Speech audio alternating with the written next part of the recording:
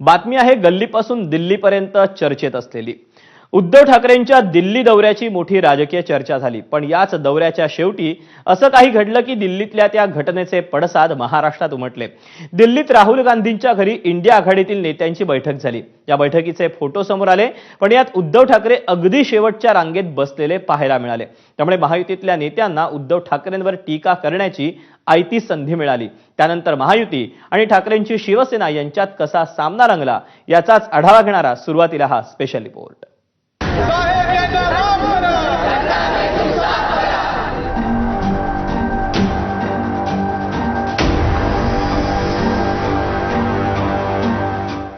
दिल्लीत पार पडलेली इंडियाची बैठक। या बैठकीत उद्धव ठाकरेंना शेवटच्या रांगेत मिळालेली खुर्ची आणि त्यावरून महाराष्ट्रात रंगलं राजकारण।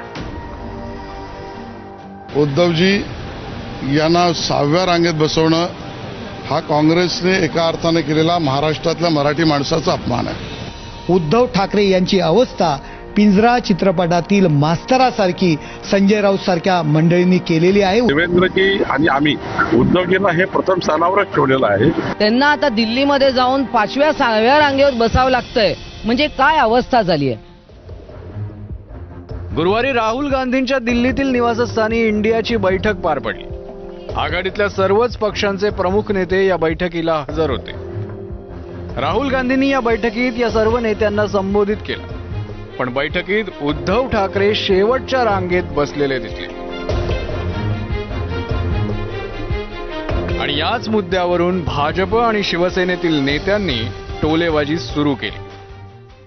कधी आठवलंय काँग्रेस नेते बाळासाहेब ठाकरे यांच्या स्मृतीस्थळावर जातात, कधी राहुल गांधी सोनिया गांधी मातोश्रीला आल्यात आठवतंय? या सगळ्यांची उत्तरं नाही। शेवटी काय, हिंदुत्व सोडलं, विचारधारा सोडली आणि आता पदरात पडलं काय, शेवटची रांग, अपमानाची शेवटची रांग। आशिष शेलारांनी तर हा काँग्रेसनं मराठी माणसाचा केलेला अपमान असल्याचा टोला लगावला।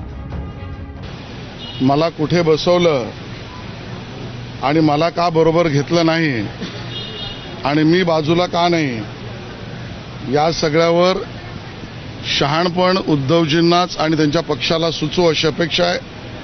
पण मी नक्की हे म्हणेन, उद्धवजी यांना 6व्या रांगेत बसवणं हा काँग्रेसने एका अर्थाने केलेला महाराष्ट्रातल्या मराठी माणसाचा अपमान आहे आणि म्हणून तो अपमान उद्धवजी सहन करू शकतील, पण आमच्या मनामध्ये त्याची वेदना आहे।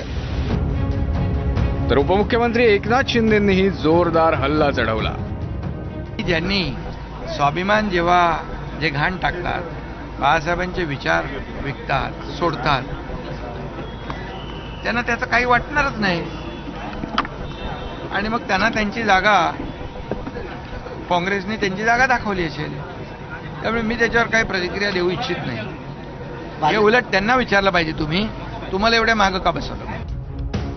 शिवसेनेचे खासदार नरेश म्हस्केंनीही संजय राऊतांना मध्ये घेत टीका करण्याची आयती संधी साधली। संजय राऊतांना घर दाखवलं असेल, कारण शेवटी त्यांना घरगडी म्हणूनच काम करायचंय। बघा, एखादा घरगडी म्हणून जर काम करत असेल तर त्याला घर पाहावं लागतं। कदाचित संजय राऊतांना ते दाखवलं असेल, त्यामुळे ते लोक सांगतात। एखादा तरी मला फोटो, एखादा व्हिज्युअल्स की उद्धव ठाकरे बाजूला बसलेले आहेत, ती बैठक नेत्यांची, प्रमुख नेत्यांची बैठक झाली आणि त्या बैठकीमध्ये उद्धव ठाकरे एका लाईनीत बसलेले आहेत। उद्धव ठाकरे प्रमुख नेते आहेत ना, त्यांच्या त्या इंडिया आघाडीमधले प्रमुख नेते आहेत, त्या प्रमुख नेत्यांच्या लाईनमध्ये उद्धव ठाकरेंना बसवलेत। एक तरी फोटो, एक तरी व्हिज्युअल्स त्यांनी दाखवलं का सांगा। अखेर म्हस्के आणि भाजप नेत्यांच्या टीकेला उत्तर देण्यासाठी राऊत समोर आले आणि त्यांनी ठाकरे मागे का बसले होते याचं स्पष्टीकरणही दिलं। उद्धवजींना पुढे बसवलं। उद्धवजीचं म्हणणं पडलं की स्क्रीनच्या समोर आपण सिनेमा बघतो तर ते थोडं त्रास होतो पाहताना किंवा नीट दिसत नाही। आम्हाला हे पाठीमागून जाऊन आम्ही सगळेच गेलो पाठीमागे, कमल हसन असतील, अमुक असतील, कारण तो स्क्रीन जो असतो सिनेमाचा, जेव्हा पहिल्या रांगेत जाऊन तुम्ही पाहता, जब आप पहले लाइन में बैठो तो स्क्रीन के साथ आपका जो आई टू आई कनेक्शन होता है, उससे आपको तकलीफ होती है देखने में, समझने में। तो हम खुद ही उठकर पीछे चले गए। पण राऊतांच्या स्पष्टीकरणानंतरही शिंदेच्या शिवसेनेनं ठाकरेंच्या सेनेला डिवचण्याची संधी सोडली नाही. शिंदे सेनेचे नेते आणि कार्यकर्त्यांनी मुंबईच्या दादरमध्ये बाळासाहेबांच्या स्मृतीस्थळावर जात उद्धव ठाकरेंना माफ करा अशी प्रार्थना केली. शिवसेना भाजप युतीमध्ये इतका मान सन्मान होता की त्यांच्या आदेशानुसार सगळं चालायचं आणि मध्यस्थानी असायचे. त्यांची खुर्ची पण वेगळी मध्यस्थानी असायची. त्यांना आता दिल्लीमध्ये जाऊन 5व्या-6व्या रांगेवर बसावं लागतंय. म्हणजे काय अवस्था झाली आहे. वंदनीय बाळासाहेब ठाकरेंचे विचार सोडल्यानंतर काय आपली गत होऊ शकते हे पाहिलंय. वंदनीय बाळासाहेब ठाकरे, हिंदू हृदय सम्राट बाळासाहेब ठाकरे यांचे विचार सोडले. स्वतः म्हणतायत की मी बाळासाहेबांचा पुत्र आहे, ठाकरे ब्रँड आहे. कुठे आहे तो ठाकरे ब्रँड? तुम्ही दिल्लीला जाऊन नुसते वाकला नाहीत, तर तुम्ही तिथे झुकला नाहीत, तर तुम्ही तिथे सरपटलात.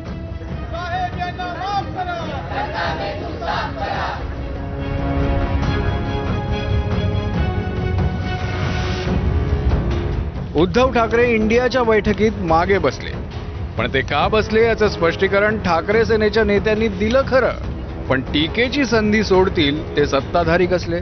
आता या सगळ्या प्रकरणावर खुद्द उद्धव ठाकरे काय उत्तर देणार हे पाहणं महत्त्वाचं ठरेल. ब्युरो रिपोर्ट, ABP माझा.